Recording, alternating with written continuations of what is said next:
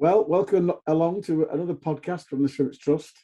The ridiculous positive attitude that we've displayed on this little humble podcast has obviously caught on after all. And we've been saying for weeks the win is coming. And just like buses, two come at once. So we're not complaining. So thanks for listening. So to chat about the remaining fixtures for us all, as per, it's Joel from the Trust. Welcome along, Joel. Cheers, Freeze. The podcast fixer, an all-round golfer and decent gentleman from the boardroom, Charlie Appleyard. Charlie, hello, Freeze. And as an extra guest tonight, we've got Matt from GillsInTheBlood. He joins us to figure out how us and Gillingham both stay up and relegate Fleetwood and the Wombles. Isn't that right, Matt? I'll get the easy job then. Thank you very much. So, start as we mean to go on. As I said, we've been ridiculously positive over the past few weeks, despite 4-1, 5-0, 3-1, and not looking like scoring. We came up with a bit of a cod theory last week, Matt, that Derek Adams, during the international break, Derek Adams was painting the picture of the squad's maybe not good enough and it's going to be really difficult and blah, blah, blah. And here we are after the international break, and he has worked a little bit of magic by changing the formation, changing a few players, Joel, and two completely contrasting home wins in a week. Yeah, he obviously said on the radio before that 2-week break that he wasn't sure what he could do in 2 weeks, if there was anything he could do. Obviously, it seems like he was just playing a few little games there because, look at the turnaround, looking at the lineup changes, maybe some people have proved some things in training. Maybe he's just gotten a little bit more time to kind of look at the players and just kind of think, right, what's the most effective way I can make them work under the system that I want to play, and kind of marry those things. And yeah, it's turned out to be really helpful. I think I remember Charlie, on the last pod, mentioned that something about international breaks coming at a good time. I think there's almost a bit of a symmetry in that the first international break this season, which came after the Sheffield Wednesday game and before the Wimbledon one, which also coincided with Sam Lavelle leaving, that was kind of where things started to drop off a little bit, that late defeat against Wimbledon, and things started to go a little bit squiffy from there.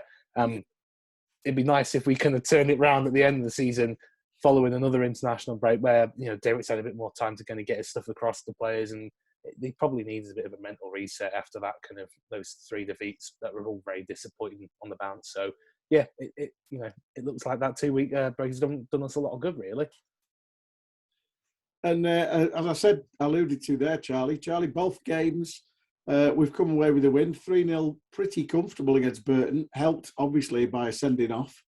Which I thought the chap O'Shaughnessy was a little unlucky there, but sometimes you get them for you, sometimes you get them against you. And it was a completely contrasting game against Oxford, who were absolutely superb, and I still don't know how we got a win there. Well, a lot to talk about there, Freeze, and really, really positive stuff. I mean, first of all, the Burton game, I'm not sure sending off really made that much difference. We were so on top. True. Of the game. They definitely were on the beach, I think, a little bit. But we played really well. Derek's obviously got his system working again. I think if you look at Arthur was playing like John O'Sullivan. He played last season, if you watched him. He was playing like a loose winger with Stephen, and getting back and playing doubling up at left back with Liam Gibson on both games, which was obviously Derek ball. I thought that everyone just tried so much harder. And I think that Aaron Wildig said something very poignant after the Burton game. We were man of the match, which was, so Matt, that there's about 5 players in the squad who got promoted last year with Derek, and they're all back in the team. And he said that they're going to try their absolute damnedest to stay in the league because they know how hard they worked to get there. Yeah, that was alluding to the fact that they just won 3-0 against Burton, and Derek had said, right, training tomorrow, Sunday morning, and none of the players who've been at the club this season had that, where they had to work their absolute asses off 7 days a week for us to get to the playoff final. And I think that the amount the team were trying in both games was so much more. The Oxford game, I think they said that they the tactics they usually played a different formation. In the first minute, we were all set up to play their formation, and they played a different formation, and they caught us out. So it took us 2 or 3 minutes to readjust. Don't know if you know that. No, it's quite interesting. Yeah. So if you watch the goal back, there's a big gap between Aaron and where their player runs through. Yeah. That's because they played a different formation, apparently. Yeah, So they've been playing. It's the first time they've played 4 at the back since before Christmas, apparently. So, and I don't know whether they view that in hindsight as a bad thing after the result, but there you go. All in all, an amazing 5 days. I've got 5 days off from the wife and the kids to go and watch both games, and thoroughly enjoyed it. Yeah, you managed to sneak a couple of games of golf in as well, didn't you? Yeah, Birkdale. He'll be in the Open next, will Charlie? So we'll come now to a little bit of chat about the Gills. Obviously, Neil Harris, a fantastic job he's done. You were cast adrift. I think you yourself was convinced you were going to get relegated, weren't you, Matt? Oh, 100%, at least 3 or 4 times. I mean, if it wasn't before Christmas when we were fielding 4 substitutes in games and they were literally all children, such was the injury crisis. That was in the run-up to the festive period. I think our best run throughout the winter was when we had 3 games postponed because of COVID. That was unbeaten for 3 weeks. That was our best run for probably about 3 months. If I wasn't convinced then, I was convinced when Steve Evans played a right-back / defensive midfielder up front against Ipswich and we got bashed 4-0. We were 3-0 down inside 15 minutes.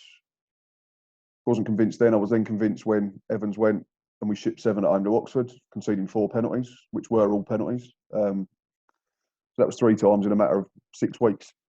I was still convinced when Neil Harris took the job, and I still don't know how we managed to convince him to take the job. I'm not going to lie, because he's a championship manager. He's got Millwall out of this division, competing at mid-table, top half of the championship. I think he got Cardiff into the playoffs before he left and took a year off. So it's a hell of a coup, and as much as our chairman gets pelters from most of our fan base most of the time, I think you've got to give him some credit to get Neil Harris to come in and take the job. There was talk when he arrived that there was some sort of clause in his contract that he'd be leaving if we got relegated, but he said no. He categorically denied that. It's a 2.5-year contract, so he's here for the mid to long term. Obviously, that all depends on results moving forward, not just this season. But he's given us a chance, and from 10 points adrift to now only 1, because you bastards kept winning at the moment. It gives us something to play for. It'll be tough. We know that. We've still got to play Wickham Saturday. We've still got our last 2 at Portsmouth away and Rotherham at home, so that's not ideal. But I think Easter weekend will be potentially the pivotal weekend. We go to Cheltenham, who fingers crossed might be on the beach subconsciously. But Easter Monday's the monster one. Is home to Fleetwood, who dropped points again from a winning position Tuesday, thankfully, to sort of counter you winning. And Wimbledon, obviously, I don't think they're going to win a game again this season, unfortunately. They usually turn into prime Brazil about this time of the season, Wimbledon, but it seems that it might be one relegation battle too far for them, and they're starting to get cast a little bit adrift. We've got a chance, that's all I can say. From 10 points adrift to where we are now, if someone had offered me that 31st of January when Neil Harris walked through the door, I'd have said, thank you very much. We'll fast forward to first, second week of April and see how we go. It was a pretty perfect day for us on Saturday. Do you have Flash Score on your phone? Do you have Flash Score? Yeah, I did. Yeah. Watch the games live. It says big chance when one of the teams is going to score. Flash at this big in red letters. We were obviously 3-0 up, and then it said big chance at Sheffield Wednesday against Wimbledon, and then it went big chance Sunderland against Gillingham. Both scored, and then made a pretty perfect day for us. And that's what I don't know if you're the same, mate. You're looking at the scores and you're thinking, oh well, Wimbledon are winning, Fleetwood are drawing, Gillingham are winning, and then you try to cross them all off. You're hoping they all lose, we win. And we've had that for a few weeks now, where we've picked up points and everyone else kept stumbling. You were losing, Wimbledon were losing, Fleetwood kept chucking away leads. I mean, I think they were 3-0 up at home to Portsmouth a few weeks ago and ended up drawing 3-3, and that's probably a big reason why the gap's been cut from 10 to pretty much nothing in such a short period of time, because everyone else has been pretty much horrendous while we've actually been in half decent form. It's not like Neil Harris has come in and we've won 11 out of 13. We've only won 5 out of 13, but that consistency and picking up points and wins coupled with you lot and Wimbledon and Fleetwood up until the last two games, just not being able to buy a win meant that we was able to erase the gap. But yeah, it was completely the opposite Saturday when it flashed up Twitter. Nathan Broadhead nodded one in the 957th minute or whatever it was, and the mobile phone did bounce off the arm of the chair and come back to me rather than hit the floor. But yeah, it's one of them. Neil Harris has been very honest in his approach, and he said that there's going to be bumps along the road. He said we'd probably drop back in and then have to try and climb out again. Well, that's happened now. So we'll have to react again accordingly, and I'm confident we will. So we'll see. We'll take it one game at a time. All our efforts have got to be concentrated on Wycombe this coming Saturday. A draw in isolation wouldn't be a bad result, but we all need wins at this time. We're all scrapping for our lives. Obviously, Wycombe have got lots to play for, which is not ideal. But yeah, I think it's going to go to the last one or two games still. We beat them, mate. We beat them. Yeah, it's a strange one. I think we've turned into this sort of like mini league of the bottom six now, haven't we? And four will be doomed, and two will survive. And from my point of view, looking at it, you've got to look at it and think, well, I fancy out of everybody, Fleetwood have got to be with the game in hand. But as Joel has mentioned before we started, that game in hand is against Sheffield Wednesday, so that could be quite tricky, Joel. Yeah, I mean, you look at a lot of these things. I kind of try to look at who's got maybe a bit more momentum going into these kind of periods, and obviously Gillingham were the ones who had the best one out of it. Wimbledon really do look quite gone. Fleetwood, that as Matt mentioned, they blew that lead against Portsmouth. They blew a 2-0 lead against Burton, which feels miraculous out after we played Burton. And while they've had the win against Crewe, it is Crewe, and they're pretty. they're not in a great way at the moment. And then obviously we were struggling for that momentum. But to go back to that Burton game, I think I saw a few people get banded around a little bit that we had our luck turn with that deflected goal. That wasn't luck. Like that was our third big that was our third good chance of the game. Bennett had one in the 6-yard box that the keeper managed to claw out. Gibson had that really good header. That was a pretty great save, to be honest, from their keeper. That goal, it wasn't a pot shot from Arthur from 25 yards out that hit somebody on the backside and looped over the keeper. It was a really good pass from Wildig, really good little bit of movement from Nahua. Lovely, lovely first touch, kind of spin it round onto his left foot. And he gets into a good shooting position. And if you get in those positions 3 times within a half, you're probably going to score one of them. And that's not luck, that's just good play. Now you see, I'm going to counter that there because I never said luck. I said just for a change we got the rub of the green, and that is a little bit different in the fact that yes, we've had hundreds of shots, but as we were discussing the other week, we've only had one deflected goal before that, and then lo and behold, they've come along like buses because Aaron Wildig's first the other night was deflected as well. So just a bit of the rub of the grade. It's not luck. It is. If you don't shoot, you don't score, do you? True, but you've got to get into the position to shoot in the first place, and that's what we haven't been doing. And in that game, we got into that position 3 times. And I think I agree with Charlie. The red card, I thought it was a pretty fair red card, and then, but the game was won by then already. They didn't really look like they could be bothered, to be honest, the Burton players. Then the red card kind of confirms it. Lovely goal. I think that Adam Phillips goal was pretty prime Derek ball. I'd like to think of it as, we got the ball, win the ball back in midfield, lay it off to Wildig, 2-4 passes via Cole, and Phillips is in. And, that kind of verticality and quick directness, not necessarily in the air. That they were both passes on the deck. That is what I think. That's from speaking to Derek, obviously previous in this podcast, and what he says in interviews, and how it appears he sees the game. That looks to be very much his thing. But I think then going back to that point of momentum, I think that result, that 3-0 result, that lift that it gives you, it spurs us on a bit for the Oxford game, because that was backs against the wall, and very much. We could say we're a bit fortunate that they didn't score. On the flip side, the reason they didn't score wasn't necessarily good fortune. They were good shots they had in good positions. It was just phenomenal keeping, which I'm sure we'll speak a bit more about later. But a lot of it was kind of that backs to the wall, defending and kind of chucking bodies on the line, and people working really, really hard, so that when Oxford did pull us about a bit, because they were a really good side, and I thought they played really well. Yeah, we have people there to kind of cover and block and get in the way. And I think, part of that probably comes from that extra little bit of spark and belief that comes from that 3-0 win that we've had against Burton. So it feels the performance on both days reminded was a bit like Gillingham when they came to our ground. Which remember when I was saying Freez before we started recording, Matt was invited, but he didn't want to come because he was too depressed about the whole situation. But we all watched it together, didn't we, us three? And you know, on that day when you went 1-0 up, that guy scored that amazing goal. The Gillingham players really did put their bodies on the line for Neil Harris that day. You could see the difference in the way they played in that second game to the first game when we played them away. But that was definitely the case on Saturday and Tuesday.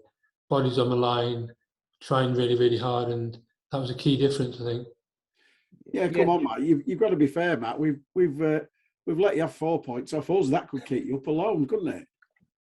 It could, yeah.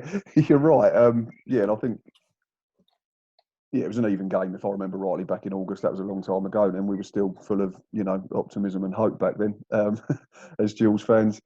I think we scored an early free kick, didn't we? Yeah, it was a worldie, an absolute worldie of a free kick. About the only thing he's done all season. He's been injured pretty much ever since.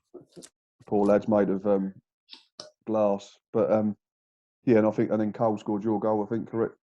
Yeah, that's right. Yeah, and then we got a soft penalty. I'm not going to sit here and pretend. No, it was a bit of a soft penalty, but then when you came to our place, the game that you were invited to, and you could have stood with us all game. But your keeper made a couple of good saves that day. We didn't play particularly well, didn't really create anything until about the last 10-15 minutes when we sort of went for it. But then when we did equalise, your keeper did pull off a worldie, didn't he? One right at the end from Obika, when he looked for all the world, he was just going to smash it into the roof. And I think he got big right hand up, didn't he? He made a better one last week at Accrington. Did he? Yeah, he wasn't even our first choice up until Neil Harris taking over. We had Jamie Cumming on loan from Chelsea. All right. And then he got recalled and went to MK Dons the same day. And he's now going to get promoted. Bastard. Yeah, well said. And Glory Hunter. I don't blame him in the slightest, I won't lie. And then Aaron Chapman's come in and he's kept 5 clean sheets in 13 or 6 clean sheets in 13, and that could easily be 8. I mean, Accrington, we won 2-1. The only goal we conceded was a 93rd minute penalty. And obviously, the one that Charlie mentioned gleefully was the Sunderland one last week as well. So it could have been 8 clean sheets in 13 for Aaron Chapman. But he's been really good. He's been super solid since he's come in. And that, like you said, 4 points that you've given us could keep us up. Aaron Chapman's save at your place late on to prevent a defeat could also keep us up, could send you down. But it'd be nice if we both stay up. And I'm not just saying that because I'm on this podcast. I think it'd be a great story. Morecambe, I've still never been relegated. If you do stay up, I think it's correct, isn't it? Yeah, that's right. Yeah. But if it comes down to a straight choice between myself and you lot, then I'm very sorry. And I'd expect you to say exactly the same. So. Yeah, exactly. But that's what I said. I said in the preamble that we've got to work out a way that if you could stay up and we can stay up, and Fleetwood and Wimbledon, I think that, like you say, the general consensus is Wimbledon have gone. They don't seem to have that new manager bounce with Bowen, do they at all? Not really. No, I think we were actually saying before that our new manager bounce looks to have been delayed a little bit. We've had to wait about a month and a bit for it. So, but I think look at the run that they're on, and it's so late in the season, and it probably for the players, I imagine it feels a bit desperate, and it comes at a bit of a weird time where the boards gave them a confidence before the weekend, and then I think it was Cambridge they lost to, and then suddenly it's gone. I don't know if that sends mixed signals or whatever, but so I mean, you'd have to. I think I mentioned it on the last one.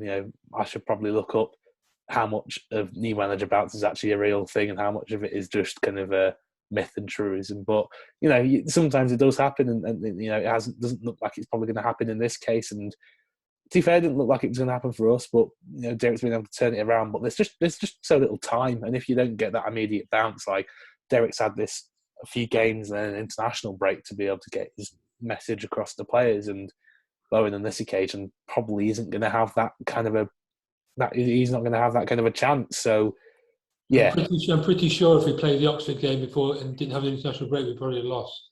That 2 weeks was so important to regroup. I think you're right. The weather was nice for them only on Tuesday, wasn't it? We'd suddenly gone back. We suddenly gone back to end of December, early January the other night. It was blooming horrible. we had a howling gale, Matt, and as we watched, it was Oxford had the howling gale behind them in the first half, and when they scored after 3 minutes, we just looked at each other like, "Oh God, here we go." Because I was quite happy at that stage of the evening.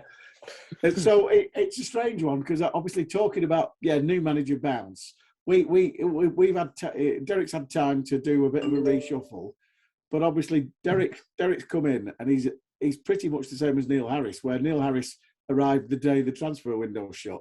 He's had to do a lot of juggling with what he's got already, hasn't he? He's not had time to bring anybody in. Neil brought in one, but it was literally a straight swap for Carl Dempsey, who went to Bolton. And then we got Ben Thompson in, who managed at Millwall, who'd not played any football. I don't think he played a senior game up since September of last year. So we was trying to get him fit on the job. I think he made his debut. He wasn't registered in time for the Crew game on the Tuesday night, the day after Neil had taken over. So he missed that one. I think he made his debut at Ipswich, was decent enough for a bloke that had not played for 6 months. We should have beaten them. We should have beaten Ipswich. We should have been 2 or 3-0 up. We hit the post twice. And then unfortunately switched off with 20 minutes to go. And good sides with good players. They do that to you. But yeah, if it is a thing, manager bounce.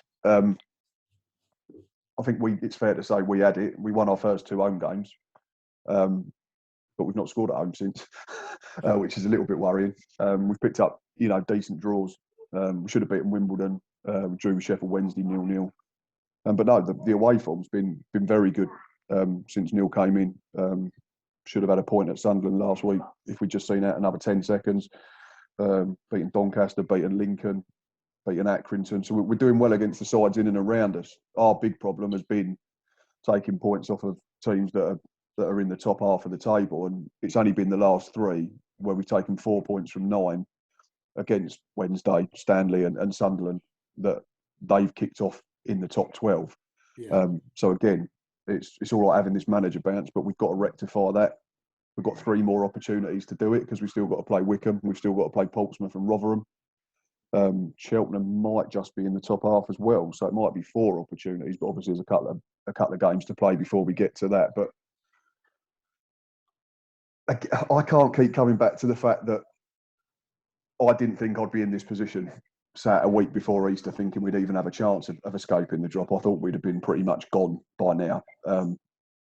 So he's done a staggering job regardless of what happens, Neil Harris, and if we do go down, it at least gives us some sort of hope and belief that next season won't be horrible or as horrible in League Two, and we'll at least be competitive. I'm not saying we're going to come straight back up. I mean, I've not, not to sound too snobby, we've not been in League Two for 9-10 years since we won the title down in 2013, I think it was, and it'll be a different battle. It brings its different challenges. Obviously, you won't get to play the likes of Sunderland and Ipswich and Charlton and all them other big teams that fall out of the Championship. But I can't get away from the fact that I think we could be having this chat again middle of the week between the 2 final games of the season and still be none the wiser of who's going and who's staying. Yeah, I think in our little mini league it will probably go to the last game. And if it's any consolation, we've got Sunderland at home. So that could be bloody important for both sides. So tell you how much Derek must love football. He went to watch the Accrington-Gillingham game. All right, yeah. There's no need to do that. We're not playing Gillingham. We're not playing Accrington. I know. He went to watch anyway. I thought it was quite intriguing that he'd actually go to watch that game because made no difference. He could just look at the result, really. Yeah. What played for him seems a bit strange. Go to like they might do good. Oxford might be good pies at Accrington. He might have wanted one. You don't know, do you? Well, you don't, do you? Certainly could have picked better fixtures. No disrespect to us or Accrington, but no, probably not. But I mean, it's a strange one because, like I said, I think we're all convinced to be in this position. Like we're sat here basking in the glory of 2 wins, but you're only as good as your next result, aren't you? And obviously you've got is it Wickham away? No, Wickham at home. So Wickham at home, but you're not scoring at home. Would you prefer that it was away? Well, yeah, I suppose. I mean, we've scored 2 in games away from home under Harris a couple of times. I mean, we've not been prolific by any means all season. We've not scored more than 2 in a game all season. So that's where our problem lies. Obviously, he sorted out the defensive side, and like you said regarding Derek, he's working with what he's got. He was able to bring one in quickly, but aside from that, there was no shuffle in terms of the transfers, so he's having to work with someone else's tools. But he's worked with what he's got. He's picked a shape that suits what we've got available. But we're missing so many creative players. That's the trouble. Danny Lloyd ruptured his ACL at Ipswich. He's probably been our best player for the best part of 6 weeks. Yeah. Alex McDonald missed most of the season with a knee problem. Mustafa Carriol, creative player, gets us up the pitch quickly. He injured himself in September. He's probably been about 60% fit ever since. Plays 20 minutes, plays half hour, 45 minutes, then gets injured, misses another month. Why did you get rid of Reece Bennett? Because Reece Bennett's playing for us last 2 games, played brilliant. I'm not sure, to be honest, Charlie, because that was Steve Lovell. That wasn't on Neil Harris. That was in between time when Evans had gone and then Neil Harris got appointed and he released Reece Bennett. And he signed Connor Masterson from QPR on loan, who's been very good, who was at Cambridge first half of the season. Yeah. And he also released John Akinde. And I know people have their opinions on John Akinde and he doesn't score enough goals. Certainly, based on how much he was rumoured to being paid on a weekly basis. But we've been left with Vadaine Oliver as our only target man site, which has left us woefully short. We've got Charlie Kelman, who's just run into a bit of form, but he's a kid from QPR. We've got Tom Dixon-Peters, who looks out of his depth, unfortunately, a kid from Norwich. So then we've been using Danny Lloyd, Carriol, another youth player. They've all been injured. So it's been on V to score the goals or, set pieces. Only Steve Lovell, Paul Scully can answer that question about Reece Bennett. I didn't understand it. I thought he was decent. I think when he left, he'd been involved in all 5 clean sheets that we kept at that time of the season. He's a warrior, isn't he? He's a brave, gets his head on it, tries hard, hard man. Absolute beast for us. When he's played, and the strange thing was he made his debut at Accrington, and he came on, and we'd only signed him the day before. And he came on, and he's admitted he didn't even know anybody's names. And we played played him in a back 3, didn't we? Against Accrington, it was a back 4, but we tended to get because I think he'd been signed the day before, and then driven up, or met the team for the first time on the coach or whether it was on the ground when he turned up at Accrington at the and stadium. 10 minutes before half time, he made his debut. And he said, but he wasn't ready to come on, was he? It was like an injury. No. Yeah, Gibbo got injured. We had to put Bedell at left back, and Reece Bennett had to come at centre back. And in the weeks after that, he generally played in the middle of a back 3. Yeah. But literally, that is maybe off the pitch. That one decision to give him to us might is 1 point. He's definitely made 1 or 2 points difference to us. Yeah, then on the flip side of that, Connor Masterson's probably made 5 or 6 points. Has he, right? Because I wouldn't want that to. You wouldn't want that to be the reason, one of the main reasons. No, of course not. But if it is, then so be it. We can't change that. Steve Lovell made his decision then, and we have to live by it, don't we? You live and die by your sword, so to speak. But no, Connor Masterson's been very good in a back 3. Reece Bennett might have been very good in a back 3 if he'd still been at the club and Neil Harris had gone with the same system. It's all ifs and buts, and we'll never know for sure. No, but we're glad we've got him. So, well, good luck to him. Like I say, he wasn't playing regularly for us. I didn't understand why. Like I say, he'd been involved in all of our clean sheets, and he'd never let us down when he played. He'd had to play. He is a centre back by trade. I think he played holding midfield in the cup. He played right back, left back. Wow. Get him a run in his position, and he's very, very good. He played at the top end of this division with Peterborough under Steve Evans, so I couldn't understand why Evans signed him, and then very rarely played him in his natural role. No, yeah, it does sound a bit. Should we talk about the goalkeeping and the man of the match debacle? Oh, that's quite amusing. I was very kindly a guest of Charlie in the box, and Charlie's company had sponsored the game, and it was probably what? Was it early in the second half when you leaned across to me and went, Adam Phillips, and I went, oh, just different player, absolute quality, different class. And so, Charlie quite rightly, it's sort of like I think you get asked with about 15 minutes left.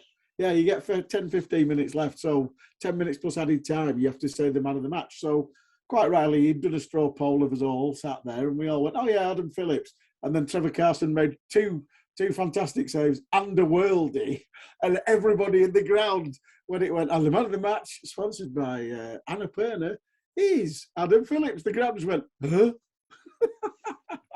It's so funny, 3,500 people going, what?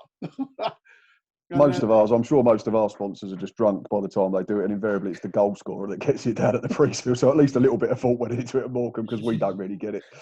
So just for the record, everyone who's listening, I've got a little bit of clout at the club, thank goodness. And we presented Alfie Dewhurst. Do you know our kit man had a heart attack, Matt, at half time at the Wigan game? I didn't know what I'd seen. He'd been taken ill. I wasn't sure what it was attack. exactly. I've seen he'd been recovering, okay. so obviously all the best to him. Good. His family came into the box and helped out for the evening. So Alfie's grandson, 6-year-old little boy, gave the man of the match to Adam Phillips, and I got another bottle of bubbly and presented a joint man of the match award to Trevor Carson about 5 minutes later to atone for my error. But I couldn't have done anything about it, because he had made the worldly saves at the time of me deciding it. But it was an absolute unbelievable performance by Trevor. And he gave his gloves away to his grandkids as well. It was a really nice touch. Yeah, I've seen it. Lots of Morecambe fans keep retweeting it to my timeline. Thanks very much. Well, it's just in case you missed it. You know how it is. I've already missed it the first 750,000 times. I wish he'd missed it. That was a truly great save by you, Charlie, getting Trevor in as the another man of the match. Because there was a bit of consternation. So well done on Michael that. Brandon had a heart attack when I asked for a second bottle of champagne. He was like, whoa. So you've got Wickham at home, where Cambridge away on Saturday. Now Cambridge, bizarrely, just got an absolute chunking by the aforementioned Wickham, Joel. Yeah, I mean, I think we've got to be hoping for another team possibly on the beach. Obviously, Burton were in particularly bad form, as well as probably being on the beach. But hopefully their confidence has been knocked a bit. They've done spectacularly well this season, in fairness to them, Cambridge. And at this point, it might actually play to our benefit that they've done so well. They're in pretty much no danger of relegation. Even like mathematically, it might almost be impossible. So, we've just got to turn up with the past couple of performances, because I think, we've really kind of gelled into that way that Derek probably wants us to play, with that kind of quite defined setup of like Fane sitting, and then Phillips and Wildy get a bit of freedom. Conley and Arthur working really hard down the wing. Obviously, Cole the focal point as usual. So, feels like we've gotten a bit of a groove, and we've got to take the momentum to a Cambridge side. Who knows how they're going to react? I think you're probably there on thinking that they might be a bit more relaxed about it. On the flip side, I remember that season, that 2014-15 season when we 7-0. Yeah, that was the season after, I think, actually. But the end of the season when we were mid-table, not ready to play for, and we beat 3 automatic promotion teams in Wickham, Southend, and Bury in about 5 weeks. So, sometimes it takes the pressure off and they can play their game. Hopefully that doesn't happen. I think probably more often than not, the pressure's so much often than we've got something to play for. We owe them from last year. Absolute travesty. Yeah, we do owe them. Yeah, it was. You're right. Penalty that was ridiculous, and Joe got sent off in the last man, and he was in near the corner flag. Yeah, that's right. The ball had almost bounced out of play. It was just unbelievable. And there's no crowd there. I still can't forgive him for it. Was April 2015 when we lost 7-0 because I was in New York. Clang, place drop. And we were New York. Quite a few places, particularly in the business district, have happy hours starting at 4:00. So we were in a bar, and obviously, clicking on my phone, it was like, oh God, what's happened? 10 past. It was like 10 to 5. We're 2-0 down already. By 6:00, I was drunk because we were 7-0 down, and I'd had enough. So, but. There you go. So I think we owe them for that as well as last season as well. So, but it is going to be difficult. There's 2 different approaches. Our approach against Burton was very much up and at him from the first minute, and obviously that didn't quite pan out against Oxford because we didn't see a right lot of the ball. So I think the approach with it being an away game is probably going to be a little bit more cautious, Joel. Maybe not. Cambridge can't control the ball and won't want to control the ball like Oxford. that's not really their style. I don't think. I mean, I can't say I'm an expert on their style, but from what I know, that's not really their style. So maybe with it being an away game, there might be that extra little bit of caution, but I don't necessarily think there's that much need to be too cautious in that. They're not going to be one of those teams that will control possession and will just let them bore themselves to death in their own final third. There's probably a bit more license to be able to. I hope they do. I mean, obviously, yeah. I mean, obviously, obviously that'll happen a bit because part of Derrick's game plan for a lot of games is just to let the opposition just kind of bore themselves to sleep, knocking between their centre backs and then jump on them in midfield. That's how he works. So there'll definitely be a bit of that. But I think at the same time, I think that there probably will be a little bit more license to be able to go and get them than maybe with Oxford, because Oxford probably have a bit more potential in them to be able to pass it around you. However, obviously, Derrick and Harry Taylor and John, they're the ones watching the game and putting the game plan together. So, I'm sure they'll have something good up their sleeve for Saturday. I think fingers crossed. Obviously, we'll probably have Derrick's actually said that Greg Lee and Anthony O'Connor will be available for the squad, obviously after injury, and Greg Lee coming back from 3 internationals for Jamaica. Do you see any changes? Not to the starting lineup. I think it'd probably be wise to put Ant O'Connor and Greg Lee on the bench if possible, because you want that depth. But or say if Gibson gets injured or Bennett or Bordeaux get injured, then you want good first teamers to be able to come on and come up in their place. At the same time, look how well we've played the last couple of games. I can't see Derrick changing that, and rightly so. There's no, unless he sees some significant tactical weakness he can exploit in Cambridge that would warrant a reshuffle. I don't really see much reason aside from injury to change things. And while I think it'd probably be wise to get them back into the squad, the starting line for me, unless there's something he's going to spot that he wants to exploit about Cambridge, which should probably stay the same. Yeah, I think you're probably right. A lot of people are saying never change your winning side. I tend to go with that as a bit of a traditionalist, but then again, sometimes, as you said, if you spot something in the opposition, you think, well, we can probably exploit that.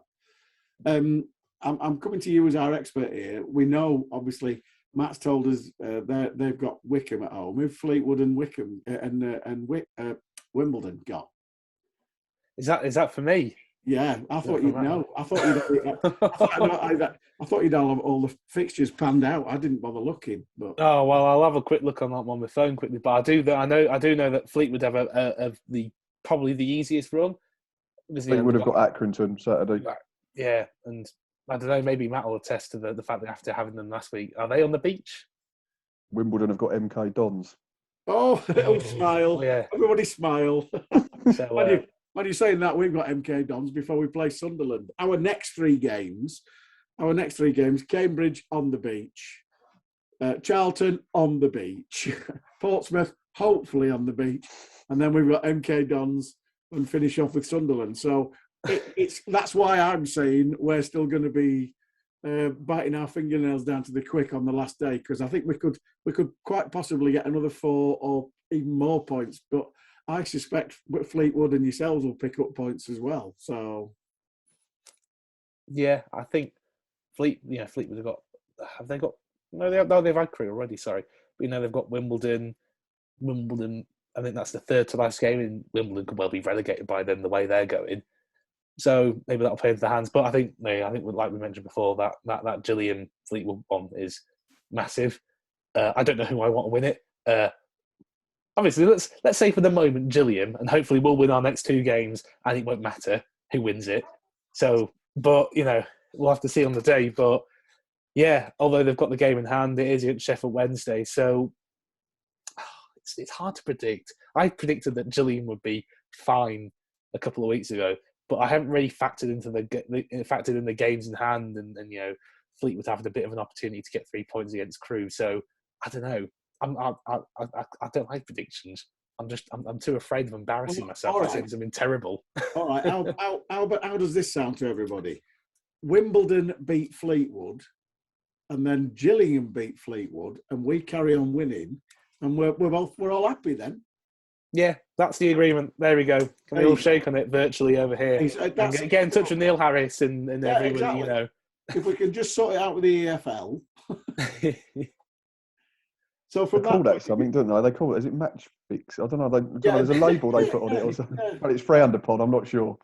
Yeah. And it'd be strange if we all put 50 quid on that as well, wouldn't it? I've never bet on my football club. No, never, I just saves me an absolute fortune not being able to bet. Absolute fortune. It's one of the best things about being a director, not being able to bet on football.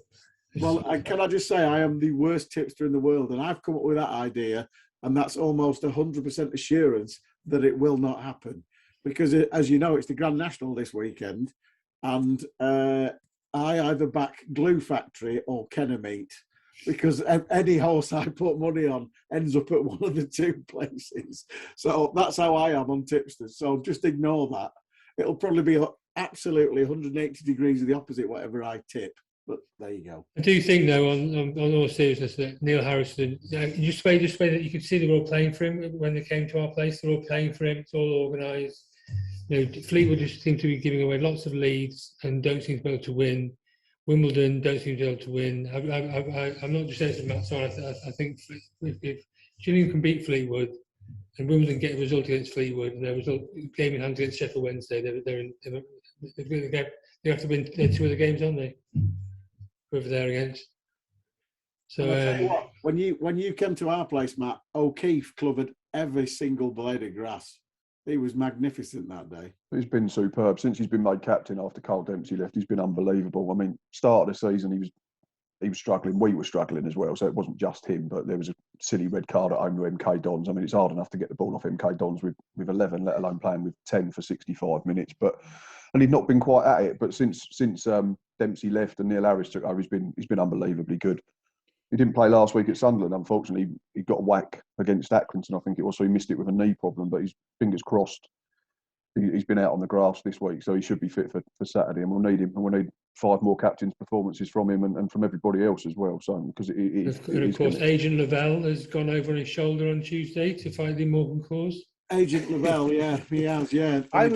The guy who replaced him got sent off for a very wild tackle. It was very funny. I don't know if you saw, Matt. So our old captain went to Charlton. He hit his shoulder on Tuesday. He's out for the season, and his replacement got a red card. Was that Ryan Innes? Playing the next Friday. Yeah. I'm a little bit misses games. I'm a little bit injured. I'm a little bit gutted that Lavelle's going to miss our game though, because I was kind of hoping that he'd pop an own goal in the last minute to win it for us and whip his shirt off and jump into the away stand. But it's not going to be happening now, is it? Predictions go. That's worse than mine. I know. Good. Get him in the away stand anyway with his dislocated shoulder. Yeah, have a good time. I'm sure. Might be a bit controversial, but hey. No. Right. So we've decided where the positions. We're out of relegation. Gillingham are out of relegation. Unfortunately, if you're a Fleetwood or a Wimbledon fan, you're listening to the wrong podcast because you're doomed. You might as well pack it all in now and just accompany. In fact, have a little party between yourselves, Doncaster and Crewe, and say hello to each other in August. There you are. It's dead easy. Charlie, have you got any updates on and from the boardroom for us? There's 3 things, Freez. First of all, we sold 40 tickets for the Cambridge coach. So it's not going to cost me too much. So well done everyone for registering for that. The Charlton coach goes on sale tonight, I think, or tomorrow morning. I think it's tonight. We need to try and get as many people there for the very important game on Good Friday. So the coach, we're running coaches, and obviously, it sounds obvious, but people always say they want coach travel. Me and James and Rod are subsidising this. If the club supporters want coach travel, please book the coach. Yeah, exactly. My wife will keep killing me if I keep shelling out X amount of money every time we get a coach, because we want to make it happen. We want to provide coach travel for you, but if it's not booked, no, then we can't keep booking it, sadly. So we're providing it. We want to provide it. We want as many people there as possible, but. Please don't have a go at me if it's rescinded when we don't have people buying the tickets. But we want it to happen. So and finally, the season ticket news for next season is going out in the next few days.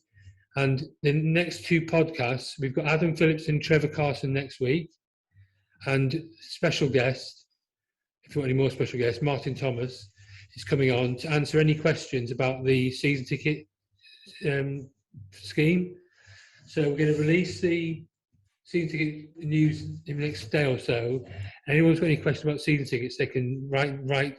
They can tweet them in, and we'll answer the questions at the end of the podcast next week, after interviewing the legendary pair of Trevor and Adam. And then in 2 weeks' time, it's going to be Liam Gibson and Aaron Wildig. All right, smashing. I've got a question actually about the coaches to Charlton. Obviously, with him being official coaches, there's no alcohol, etc., etc. But can you take your Easter eggs? If they are non-truffle and non-liqueur, I think so. That's a good answer. Good answer. I put him on the spot there, and he came up with it brilliantly, Charlie. Well done.